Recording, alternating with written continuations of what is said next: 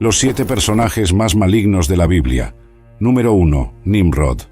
Nimrod es una figura bíblica legendaria en el libro de Génesis y Crónicas. Esto ocurrió después del tiempo de Noé. Él es un descendiente de Cus, que gobernó sobre la tierra de Sinar. Nimrod eventualmente se convirtió en el padre de 2 de los mayores imperios de la Biblia y de la historia mundial, Asiria y Babilonia. Él fue el gran líder de la primera civilización mundial. Lamentablemente, también condujo al mundo lejos de Dios. Primero, ¿qué significa el nombre Nimrod? Viene del verbo hebreo marad, que significa rebelarse. Nimrod es mencionado 3 veces en la Biblia. Génesis 10 es la primera y más detallada pasaje. Cus fue el padre de Nimrod, que se convirtió en un poderoso guerrero en la tierra. Él era un poderoso cazador ante el Señor.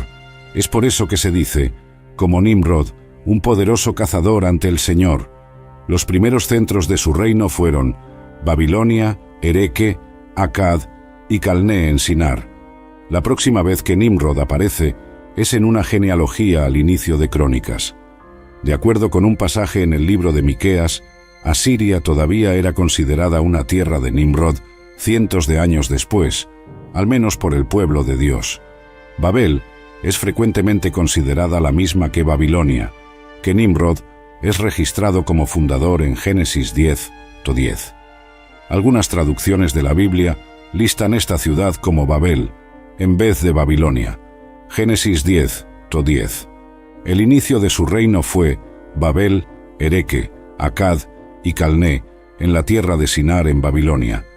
Las personas deseaban construir una torre que alcanzara la esfera de Dios en el cielo, desafiando efectivamente al cielo. De acuerdo con el texto, ellas querían hacer un nombre para sí mismas. Tenemos una idea aproximada de cómo sería la torre, un zigurat, una gran estructura de ladrillos con escaleras en espiral, extendiéndose hacia arriba. Los topes de esas torres eran frecuentemente adornados con símbolos astrológicos, pero ellos no construyeron aquella torre para adorar estrellas. En cambio, era para expresar su propio poder y grandeza. Dios se indignó con la Torre de Babel. Él dijo que si los dejaba continuar, no había manera de saber dónde terminaría. Así que Dios dio lenguas por primera vez para confundir al pueblo. Ellos ya no podían entenderse. Desde entonces, la humanidad se dividió, dispersándose y hablando diferentes lenguas. Hay una nota al pie interesante para la historia de Babel. El pueblo de Babilonia, Babel, declaró independencia no de otra nación, sino de Dios mismo. Construyamos para nosotros una ciudad y una torre con su tope en el cielo. Hagamos un nombre para nosotros mismos. Construir la ciudad era construir la civilización. Crear una torre era construir un orden religioso. Ambas serían esfuerzos centrados en el hombre, en lugar de centrados en Dios. Ellos estaban abrazando un tipo de humanismo. Número 2. Jezabel, reina de Israel. En el Antiguo Testamento, Jezabel era la esposa del rey Acab. Acab era el monarca del reino de Israel en aquel tiempo. No solo Acab siguió a Jeroboam en la idolatría, sino también se casó con Jezabel, que era hija del rey de los Sidonios. Ambas acciones contribuyeron a la reputación de Acab como un rey maligno. De acuerdo con el libro de los Reyes, Acab fue reconocido como un rey que fue el peor de todos los reyes. Él fue capaz de crear una gran cantidad de destrucción a lo largo de sus 22 años de gobierno. Ese fue el hombre con quien Jezabel se casó. Era abundantemente evidente que ella utilizó a Acab para alcanzar sus objetivos nefastos, y él no necesitó de mucha persuasión. Esta fue la primera vez que un rey de Israel se alió por matrimonio con una princesa pagana. Ella adoraba a Baal.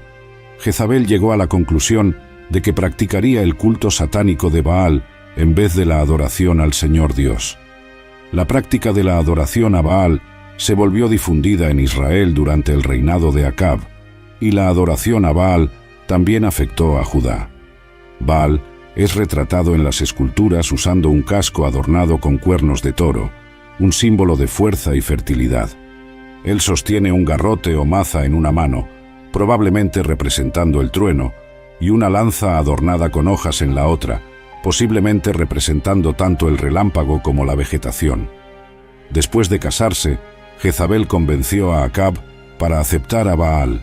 Ella era una mujer que ansiaba más poder y buscaba silenciar a cualquiera que intentara desafiar su autoridad. Ella no era guiada por principios, no estaba limitada por ningún temor a Dios o al hombre, y era celosa en su compromiso con el culto pagano que practicaba.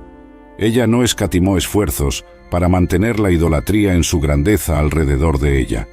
Sus acciones fueron, de muchas maneras, extremadamente dañinas a los reinos de Israel y Judá.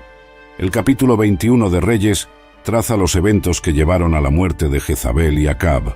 En Jezreel había un palacio perteneciente a Acab y Jezabel. Al lado del palacio había un viñedo propiedad de Nabot, el jezreelita. Acab quiso tomar el viñedo para plantar un jardín de hortalizas.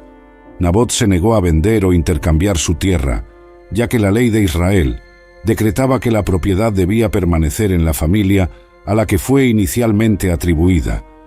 Cuando Jezabel encontró a su esposo irritado y malhumorado y supo de la negativa de Nabot a vender su viñedo, aseguró a Acab que el viñedo pronto sería suyo. Jezabel mató a Nabot al difundir falsas historias. Jezabel ordenó la muerte de los hijos de Nabot, pues sabía que la herencia iría a ellos tras la muerte de su padre. La reina maligna fue tan metódica como mala al abordar sus esquemas malignos. Elías encontró a Acab cuando él estaba en camino de tomar posesión del viñedo. Elías dijo que Acab sería asesinado, que perros en Jezreel devorarían el cuerpo de Jezabel y que los descendientes de Acab no recibirían un entierro adecuado. Jezabel incluso mató a los profetas de Dios. Reyes 18:4. Pues cuando Jezabel mató a los profetas del Señor, Abdías escondió a 100 profetas y los alimentó con pan y agua. Ella también hizo lo mejor para matar a Elías. Elías, temiendo por su vida, se dirigió a Horeb. Algunos años después, Acab fue asesinado en una batalla contra los sirios, y Jezabel continuó gobernando por casi más de 10 años tras su muerte. Su muerte ocurrió, según lo profetizado. Si crees que Jezabel fue la peor, déjame presentarte a su hija. Número 3. Atalía, reina de Judá. Atalía era hija de Acab, rey de Israel. Ella se casó con Joram, hijo de Josafat. Ella demostró ser una reina maligna como su madre, reina Jezabel, su padre, rey Acab, y sus hermanos, rey Ococías y rey Joram. Atalía, cuyo nombre significa afligida por Dios, reinó como reina de Judá entre 841 y 835 a.C. Ella se sentó en el trono del rey David. Su nombre significa afligida por Dios. El esposo de Atalía, Joram, fue rey de Judá hasta su muerte en 841 a.C. A diferencia de su padre, Joram fue un rey maligno. El hijo de Atalía, Ococías, ascendió al trono a los 22 años y se estableció tan maligno como su padre. Atalía guió a su hijo en sus esquemas diabólicos. 2 Crónicas 22:3. Él también anduvo en los caminos de la casa de Acab, pues su madre era su consejera para actuar malvadamente. Atalía, que ya había perdido a su esposo y luego a su hijo, tomó el reino para sí al ejecutar a sus propios nietos. Sin que Atalía supiera, un solo nieto escapó de la masacre. Al igual que su madre, ella adoraba al dios conocido como Baal. Después de que Atalía hubiera reinado por 6 años, el sumo sacerdote Joiada puso guardias alrededor del templo y coronó públicamente al joven Joás como el rey adecuado. Cuando el nuevo rey fue ungido, el pueblo aplaudió y gritó: «¡Vida larga al rey!». 2 Crónicas 23:12-13. Cuando Atalía oyó el ruido del pueblo corriendo y alabando al rey, entró a la casa del Señor hacia el pueblo. Miró, y he aquí que el rey estaba de pie junto a su columna en la entrada, y los capitanes y los trompetistas estaban al lado del rey, y todo el pueblo de la tierra se regocijaba y tocaba trompetas, los cantores con sus instrumentos musicales liderando las alabanzas. Entonces Atalía rasgó sus ropas y dijo: «Traición, traición». La reina Atalía fue al templo para investigar los aplausos y gritos, solo para encontrar a un rival niño que ella pensaba estaba muerto, ahora usando una corona real. Pero lo que debe haberla alarmado aún más fue la percepción de que el pueblo estaba firmemente de su lado. Nadie escuchó su acusación de traición. Al fin, ella era la usurpadora, no Joás. Joiada ordenó que ella fuera asesinada, pero no dentro del templo. Fue llevada hasta la Puerta de los Caballos, donde fue asesinada por sus atrocidades en Judá. Número 4. El Anticristo. Ahora me gustaría examinar una de las principales manifestaciones del reino de Satanás, pues define el núcleo de nuestra guerra espiritual. Esta oposición se manifiesta en lo que llamo el espíritu del Anticristo. Como veremos, esto es distinto de una sola persona llamada Anticristo, que a su vez es distinta de los muchos anticristos que surgieron a lo largo de la historia.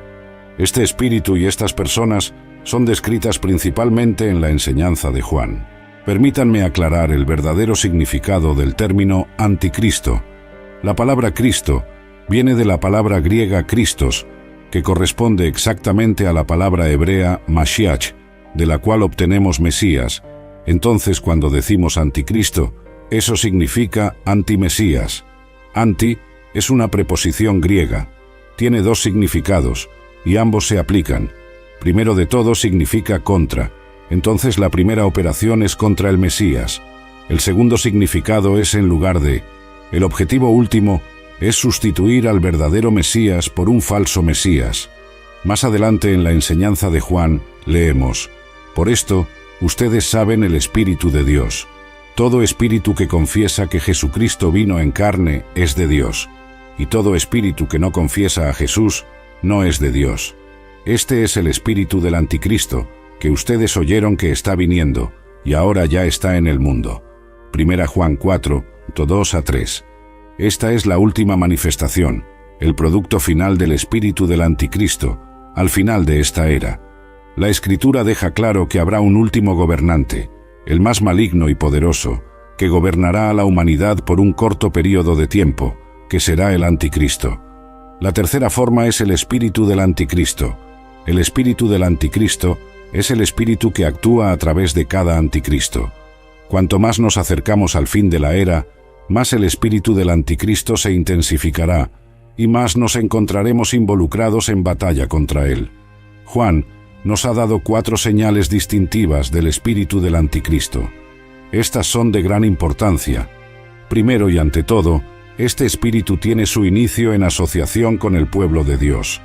La segunda marca de este espíritu es que niega que Jesús es el Mesías. Como vemos en 1 Juan 2:22, ¿quién es el mentiroso, sino el que niega que Jesús es el Cristo? Y entonces Juan continúa con la tercera marca. Es Anticristo el que niega al Padre y al Hijo. Recuerden esto, el espíritu del Anticristo no niega la existencia de Dios. De hecho, el Anticristo reclamará ser representante de Dios. Lo que el espíritu niega es la relación entre el Padre y el Hijo dentro de la divinidad. Y la cuarta marca de este espíritu, dada en 1 Juan 4, es que niega que el Mesías haya venido. Probablemente cree en un Mesías que vendrá, pero niega que el Mesías ya haya venido, la persona conocida como Anticristo. La manifestación final del espíritu del Anticristo será el Anticristo. Quiero examinar algunos pasajes de las Escrituras para que no estén desinformados sobre lo que Satanás está planeando. En 2 Tesalonicenses 2, Pablo trató del surgimiento, revelación y manifestación del Anticristo. También abordó la preparación para el retorno del Señor. Estas acciones están estrechamente entrelazadas porque el último acto satánico antes del retorno del Señor será la revelación del Anticristo. Pablo dice, de hecho, que el Señor destruirá al Anticristo con el esplendor de su venida. Entonces vemos 3 nombres diferentes para el mismo ser: el Anticristo, el hombre de iniquidad y el hijo de perdición, y se nos da otro nombre importante en Apocalipsis 13. Esta es parte de la visión que Juan tuvo. El cuarto título es la bestia, una persona que surgirá a quien Satanás, el dragón, concederá su poder. ¿Por qué Satanás dará su poder a esta persona? Porque eso permitirá que esa persona gane dominio sobre toda la raza humana y convenza a toda la humanidad a hacer la única cosa que Satanás más desea: adorarlo. Ese es su objetivo. Ha estado trabajando pacientemente en esto por muchos siglos y está muy cerca de su realización. El gobernante instalado por Dios no tiene la naturaleza de la bestia, tiene la naturaleza del Cordero, y Él es exaltado por encima de todos los demás porque dio su vida. Él se humilló y anduvo en el camino de la mansedumbre y humildad porque no resistió a sus prisiones y perseguidores. Creo que la Iglesia debe mostrar la misma naturaleza en estos días. En Apocalipsis 13, 6-7, vemos al anticristo actuar, y él abrió su boca en blasfemias contra Dios para blasfemar su nombre y su tabernáculo, es decir, aquellos que habitan en el cielo. También se le fue dado hacer guerra contra los santos y vencerlos, y autoridad fue dada a él sobre toda tribu, pueblo, lengua y nación. Él es el desafiador abierto de Dios, no es un enemigo secreto. Agita el puño en la cara del Dios Todopoderoso. Número 5. Manasés. Ha habido muchos personajes horribles a lo largo de la historia. Me gustaría hablar hoy, en 2 Crónicas 33, sobre un hombre que, en mi opinión, fue más maligno y terrible que la mayoría de los líderes que conoces, y su nombre era Manasés. Él era hijo de Ezequías, pero cuando llegó la hora de Ezequías morir, él clamó: «Oh Dios, no me dejes morir. Por favor, oh Señor, salva mi vida». Y el Señor lo hizo, prolongando su vida por 15 años. Esta es la cuestión. Algunas personas viven demasiado tiempo, y algunos años después, durante esos 15 años, nació Manasés, que se convertiría en uno de los reyes más perversos de todos. El autor del libro de los Reyes introduce a cada rey y evalúa su reinado basado en algunos criterios. Adoraban únicamente al Dios de Israel, promovían la adoración de otros dioses, cómo manejaron la idolatría entre el pueblo, permanecieron fieles a la alianza, como David, o se volvieron corruptos e injustos. En todos estos aspectos, Manasés fracasó. A los 12 años, Manasés se convirtió en rey y se propuso destruir todos los logros de su padre. Era un hombre muy perverso. Según la Biblia, estuvo involucrado en la peor idolatría de Israel o Judá. 2 Crónicas 33, 1-6. Manasés tenía 12 años cuando se convirtió en rey, y reinó 55 años en Jerusalén, pero hizo el mal ante los ojos del Señor, como los actos repulsivos de las naciones paganas que el Señor había desposeído antes de los hijos, descendientes de Israel. Pues él reconstruyó los lugares altos idólatras, que su padre Ezequías había derribado, y erigió altares para los Baales, y hizo aseras, y adoró a todo el ejército del cielo, el sol, la luna, estrellas y planetas, y los sirvió. Construyó altares paganos en la casa del Señor, de la cual el Señor había dicho: «Mi nombre estará en Jerusalén para siempre». Construyó altares para todo el ejército del cielo, en los 2 patios de la casa del Señor. Hizo pasar a sus hijos por el fuego, como ofrenda a sus dioses en el valle de Ben Hinnom, y practicó hechicería, usó adivinación, y practicó magia, y lidió con médiums y espiritistas. Hizo mucho mal ante los ojos del Señor, provocándolo a ira. Instaló dioses en todos lados, incluso en el templo de Dios donde la gente adoraba a otros dioses. Los hombres, por naturaleza, escribió Isaías, hacen un Dios y lo adoran. El hombre necesita adorar, tiene que adorar algo, necesita priorizar algo, y si rechazas al verdadero y viviente Dios, tendrás que crear tu propio Dios. Entonces él fue un asesino, y no cualquier asesino. Manasés fue un asesino sádico. Además se dice que Manasés derramó mucha sangre inocente hasta llenar Jerusalén de un extremo a otro. Algunas fuentes incluso afirman que Manasés asesinó a un profeta enviado por Dios. Dios había perdonado los pecados de otras naciones, pero él fue más allá de todas ellas. El juicio de Dios cayó y Jerusalén fue capturada, y todos los bienes que habían reunido, así como todo el dinero, plata y oro, fueron llevados a Babilonia. Manasés no fue condenado a muerte. En cambio, fue llevado a Babilonia encadenado y encerrado en una mazmorra oscura y húmeda, donde fue atormentado por su conciencia. Tuvo mucho tiempo para pensar en sus malas acciones. ¿Sabes qué hizo? Comenzó a confesar sus pecados. Oró a Dios pidiendo perdón. ¿Perdonarías si fueras Dios? ¿Perdonarías a un hombre que hizo tanto, que hizo correr la sangre por las calles de Jerusalén hasta la altura de las patas de los caballos? Sacrificó a sus propios hijos a uno de los dioses y los quemó. Si fueras Dios, ¿lo perdonarías incluso si Él implorara por perdón? Muchos de nosotros seríamos incapaces de hacerlo. Sin embargo, no tienes idea de quién es Dios. Nunca comprenderemos completamente las profundidades de la compasión, misericordia y perdón de Dios. Es difícil para nosotros comprenderlo, pero te das cuenta de lo que hizo Dios. Él perdonó a Manasés. Cuando estaba en problemas, en la prisión, se volvió hacia Dios, a quien debería haberse rendido años atrás, y llevó a Judá a un gran avivamiento, pero no lo hizo. Dios, ten misericordia de mí, pecador.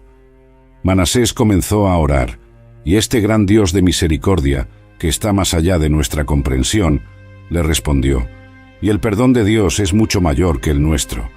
Es lo que Dios llama justificación. Como si nunca hubieras pecado antes, eres tratado como si nunca hubieras cometido un solo pecado ante los ojos de Dios, y según la Biblia, Él es incapaz de recordar sus transgresiones. Él limpia las cintas, todas ellas. Él no las recuerda. Dios perdonó a Manasés, pero ¿sabes qué hizo además de eso? Lo restauró a su trono en Jerusalén y subió al trono una vez más. ¿Lo crees? El bienestar material de Manasés fue restaurado, sus pecados fueron perdonados y su corazón fue renovado. Su vida fue transformada por completo. Estaba escrito que conocía al Señor, que Él era Dios. Dios está diciendo, te daré un nuevo corazón y un nuevo espíritu. Removió todos los dioses extraños e ídolos de la casa del Señor. Reparó el altar del Señor y ordenó que su pueblo sirviera al Señor, Dios de Israel, ofreciendo sus propios sacrificios de paz y acciones de gracias. Murió y fue enterrado en el jardín de Uzá después de un reinado de 55 años, el más largo de la historia de Judá. Número 6. Caín. Caín, el agricultor que mató a su hermano. Una persona no puede tener un impacto negativo más significativo que cuando quita la vida de otra. Todo comenzó al principio de la historia humana. Ahora, el hombre, Adán, estaba teniendo relaciones maritales con su esposa Eva, y ella quedó embarazada y tuvo a Caín. Acababa de crear un hombre, al igual que el Señor lo hizo. Observa que el primer asesinato ocurrió dentro de la segunda generación de la humanidad. Esto nos apunta a una verdad teológica innegable que aprendemos en Génesis 4. No somos pecadores porque pecamos. Porque somos pecadores, pecamos. La cuestión está en el corazón. El asesinato resulta de una disposición pervertida y egoísta que surgió en toda la humanidad debido al pecado de Adán y Eva en Génesis 3. Otro punto a considerar. El primer homicidio ocurre en Génesis 4. Observamos inocencia en Génesis 3. Adán y Eva tenían una proximidad irrestricta, el uno con el otro y con Dios, internamente corruptos. Podrías imaginar que el pecado empeoraría progresivamente con cada nueva generación. Los hijos de Adán y Eva contando pequeñas mentiras blancas, posiblemente pequeños hurtos por la tercera generación, extorsión y formación de bandas por la quinta generación, y eventualmente, tal vez, asesinato. Sin embargo, sucede de manera muy diferente. Esto nos muestra que la corrupción no conoce límites, no aparece gradualmente, como la degradación imperceptible. Porque la humanidad había sido completamente pervertida, no debe sorprender que los primeros pecados fueran algunos de los más atroces. Caín se enfureció y se deprimió como resultado de su injusticia y la justa reacción de Dios. Caín probablemente estaba simplemente celoso. No quería que su hermano menor lo superara. La envidia de Caín probablemente fue provocada por el favor de Dios en el sacrificio de Abel. Caín estaba enojado y descargó su ira en Abel. Sin embargo, el hermano menor no había hecho nada malo. Caín podría estar enojado con el Señor por rechazar su ofrenda. Podría estar insatisfecho consigo mismo por no elegir sacrificios que sabía que Dios aceptaría. El pecado es una bestia que ruge, esperando que nos relajemos, bajemos la guardia y olvidemos estar vigilantes. El pecado es un oportunista astuto, esperando que estemos en nuestro momento más vulnerable para que pueda devorarnos con el mínimo riesgo. Caín finalmente fue confrontado con su pecado por el Señor, pero observa su corazón endurecido. Entonces el Señor dijo a Caín: «¿Dónde está tu hermano Abel?». Y él respondió: «No sé, soy el guardián de mi hermano». Pero el Señor dijo: «¿Qué has hecho?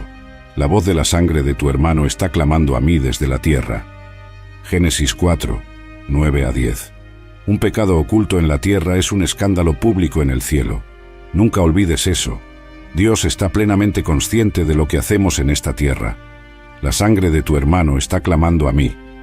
Las acciones de Caín eran conocidas por Dios, pero su corazón estaba demasiado endurecido para percibir la enormidad de su propio acto atroz. Caín demostró su arrogancia, total falta de conocimiento sobre Dios, falta de arrepentimiento y absoluto desprecio por Abel en solo 2 frases. Dios luego administró justicia.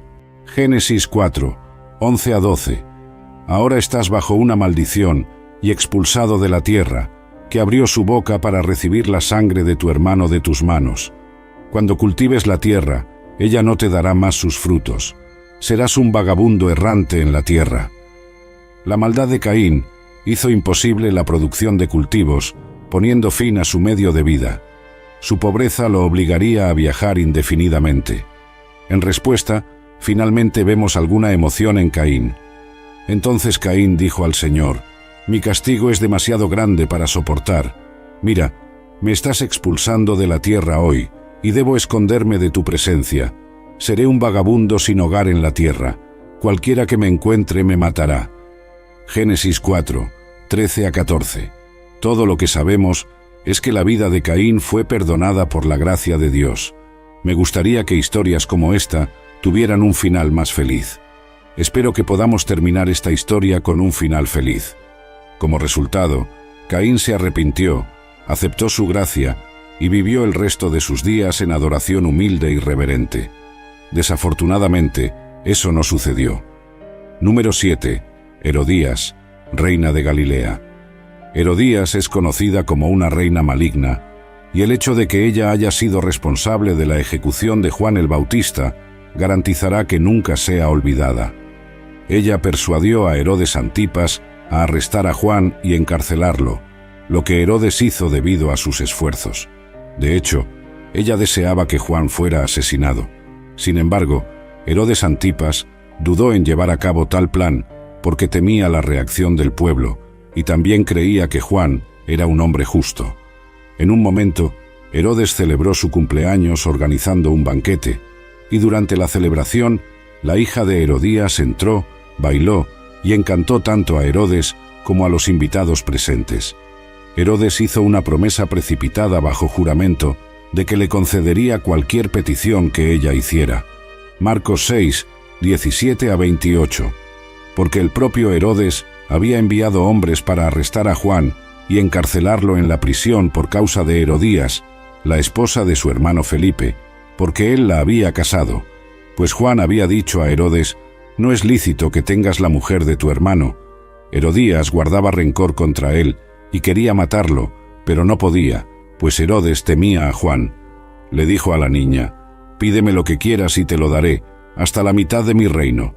Ella salió y preguntó a su madre: «¿Qué debo pedir?». Y ella dijo: «La cabeza de Juan el Bautista». Inmediatamente ella entró rápidamente ante el rey y pidió: «Quiero que me des ahora mismo la cabeza de Juan el Bautista en un plato». Y aunque el rey estaba muy triste, debido a sus juramentos y a sus invitados a la cena, no quiso negárselo. Inmediatamente, el rey envió a un verdugo y ordenó que trajera la cabeza de Juan, que fue y decapitó a Juan en la prisión. Llevó su cabeza en un plato y la entregó a la niña, que la entregó a su madre. Herodías desempeñó un papel crucial en la ejecución de Juan el Bautista, uno de los eventos más sombríos del Nuevo Testamento. Su influencia sobre Herodes y su hija llevó a la muerte de uno de los mayores profetas. La historia de Herodías es un recordatorio trágico del poder que los individuos pueden ejercer para promover la injusticia y la maldad. Estos son los 7 personajes más malignos de la Biblia, cada uno con su propia historia de maldad e impacto destructivo. Nos recuerdan que, a lo largo de la historia, los individuos tienen el poder de causar gran sufrimiento y mal, y que siempre debemos estar vigilantes contra las fuerzas de la oscuridad en nuestro propio tiempo.